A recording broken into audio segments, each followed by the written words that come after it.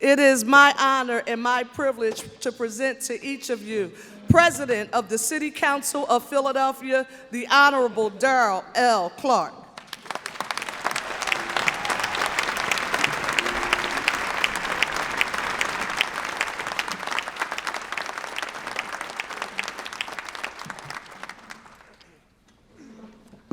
Good morning.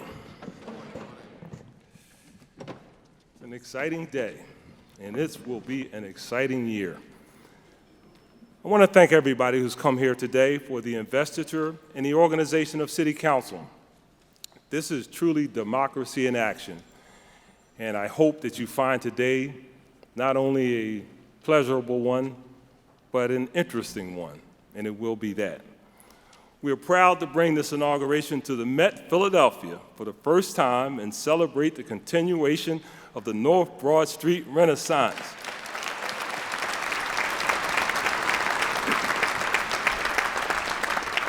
Its chair, Ken Stott, sitting right in front of me. They strategically placed you, Ken. I asked that to be done.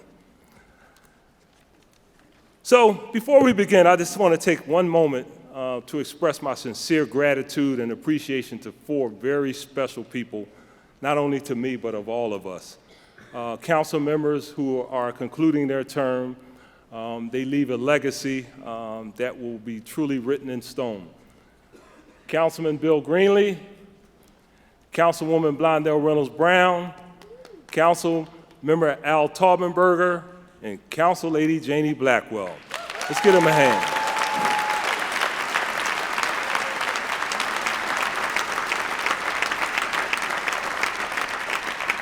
Yeah, they were awesome. And to the newest members, you got some pretty big shoes to fill.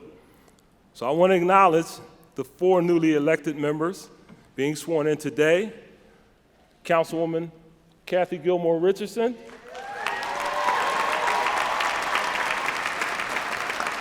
Councilwoman Kendra Brooks,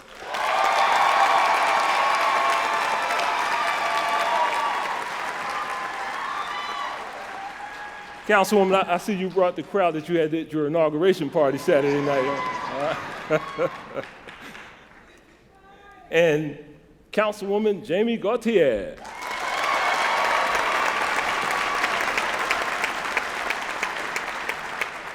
And probably the only person that I can't beat in basketball on the stage, Councilman Isaiah Thomas.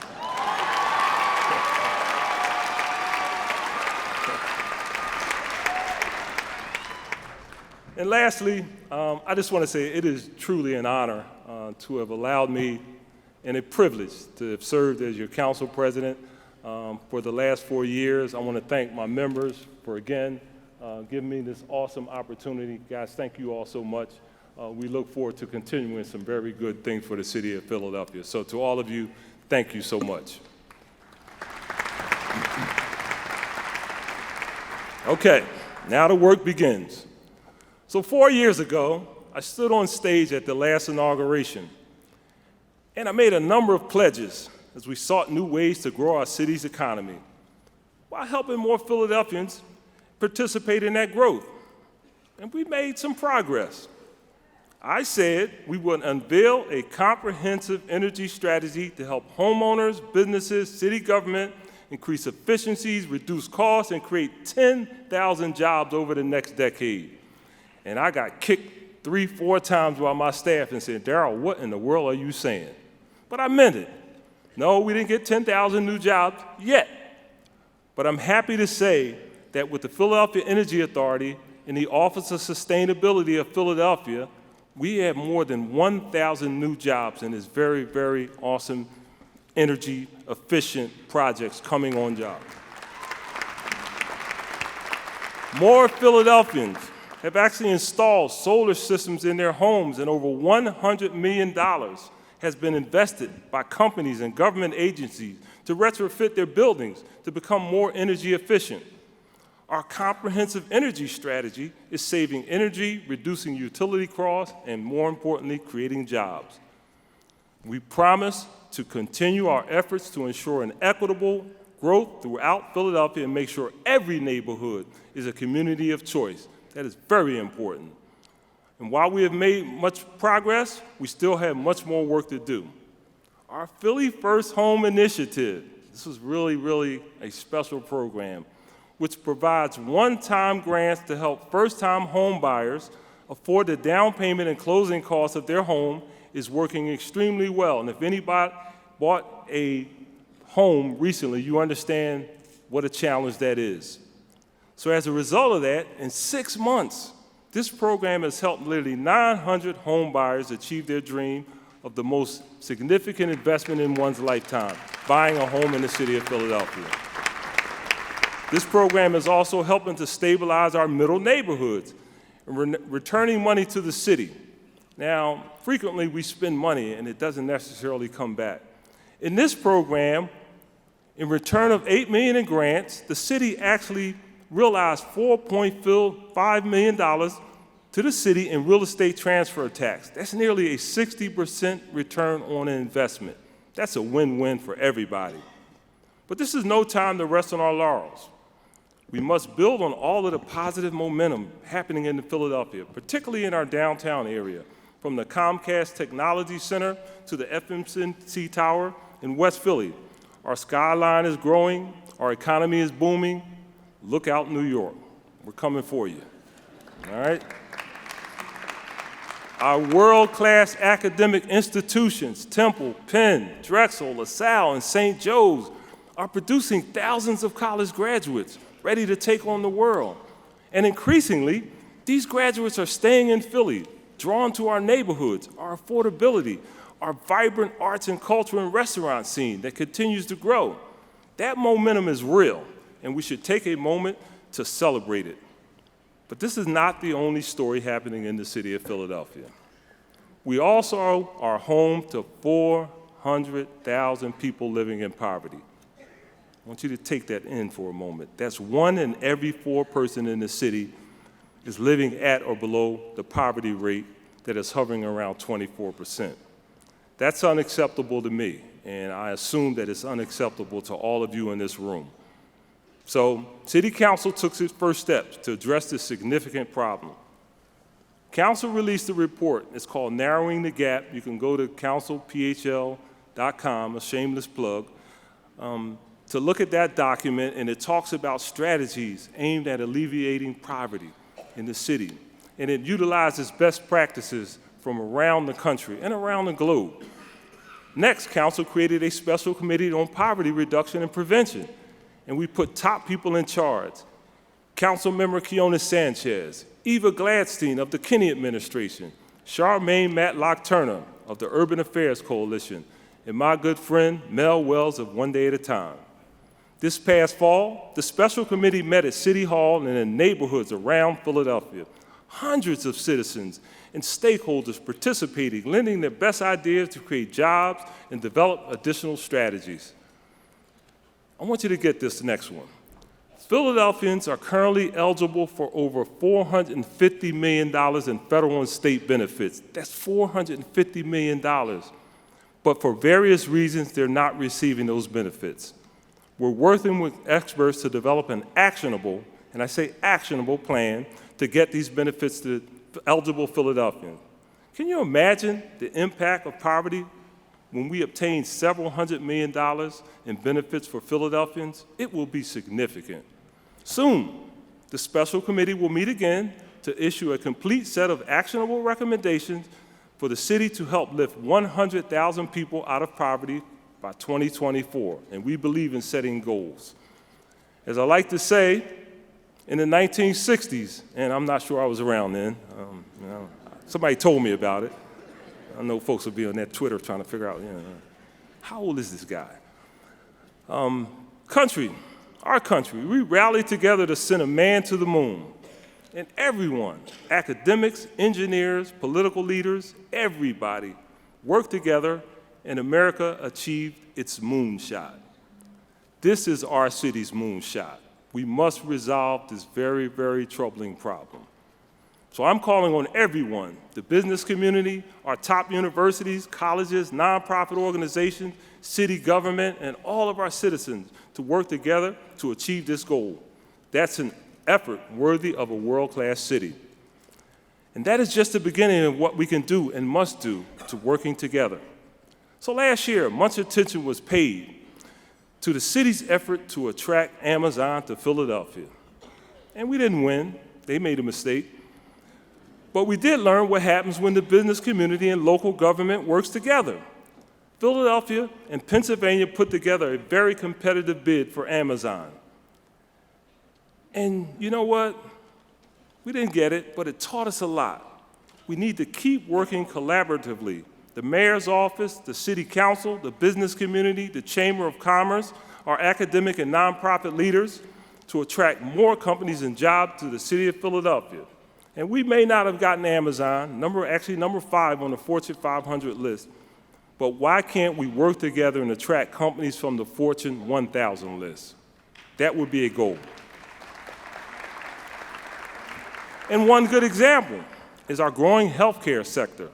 Companies like Independence Blue Cross, Penn Medicine, Temple Health, all employ thousands of people in Philadelphia.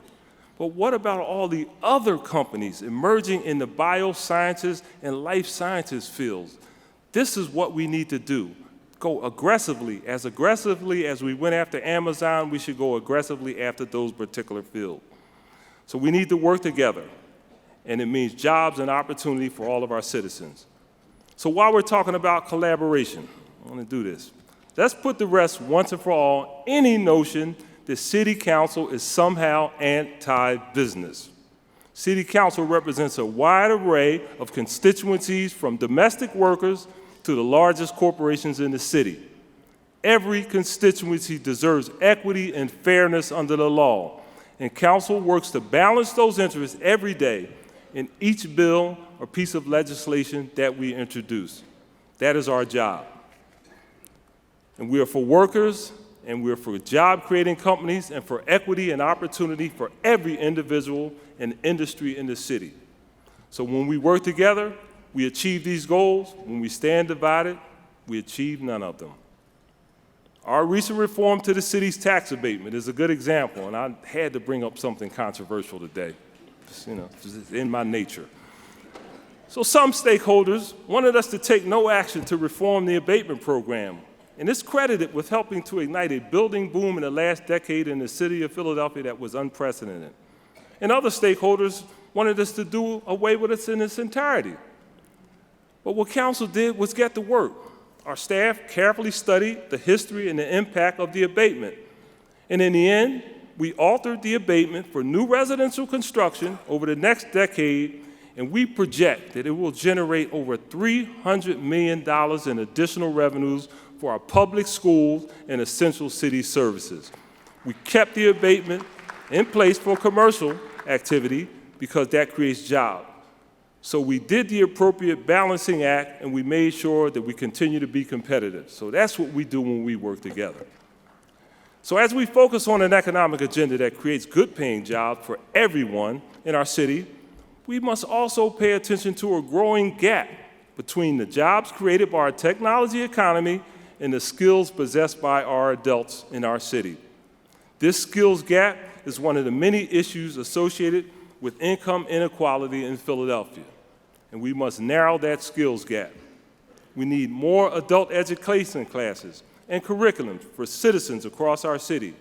The Community College of Philadelphia is playing a role, but we need more access to classrooms for adults who want to work but need to learn the skills to get the technology and healthcare jobs of today.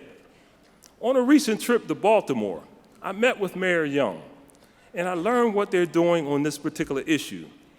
By the end of the year, 75% of Baltimore's public schools will be community schools, and over half of them offer robust financial literacy, job training, and workforce development for adults living in that neighborhood. That's important. Our expansion of community schools in Philadelphia is encouraging, and I want to thank the mayor. Mayor, thank you so much. From that time we rode on that little rickety, I don't know what you call it, on that river in Cincinnati when we saw the first community school and we were holding our breath. Thank you for keeping your commitment for this community school initiative. We really appreciate that.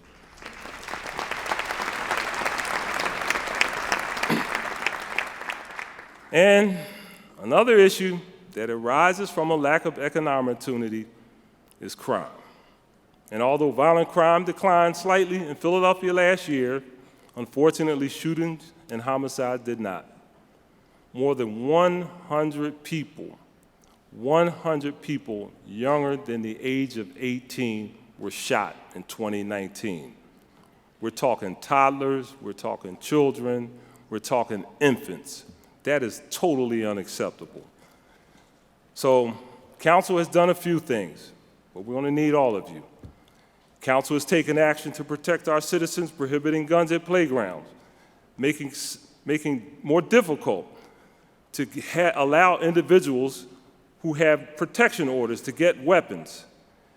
We funded, with the administration, a significant amount of millions of dollars to ensure that we have violence prevention programs in the city of Philadelphia, meaningful programs. And most importantly, in 2020, we will support our new police commissioner, Darrell L.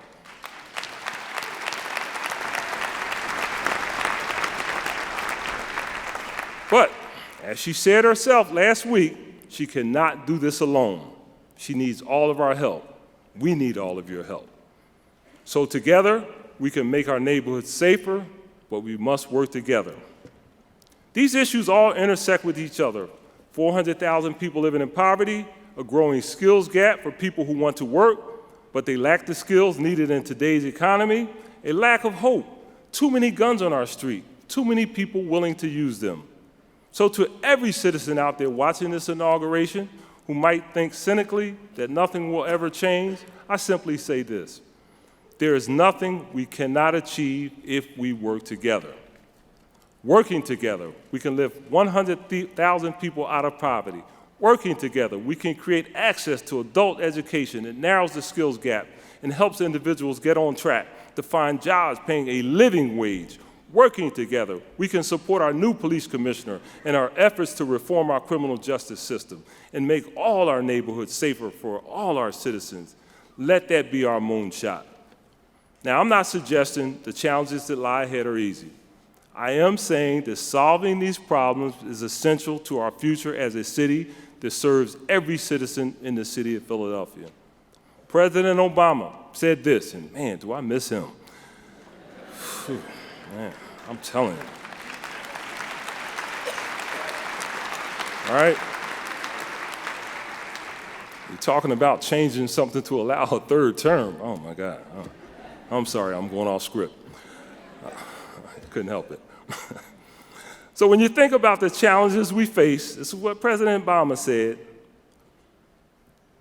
these are challenges that require us to look forward, not backwards. That's important. We got to look forward. So let's look forward and craft solutions that make Philadelphia a more thriving, inclusive, and a safer city for everyone. So today, I want to thank everyone who has come to the Met Philadelphia, North Broad Street, right in the heart of North Philadelphia, for this awesome inauguration. And I want to thank all of you for continuing to love our city of Philadelphia. God bless you all. Thank you so much.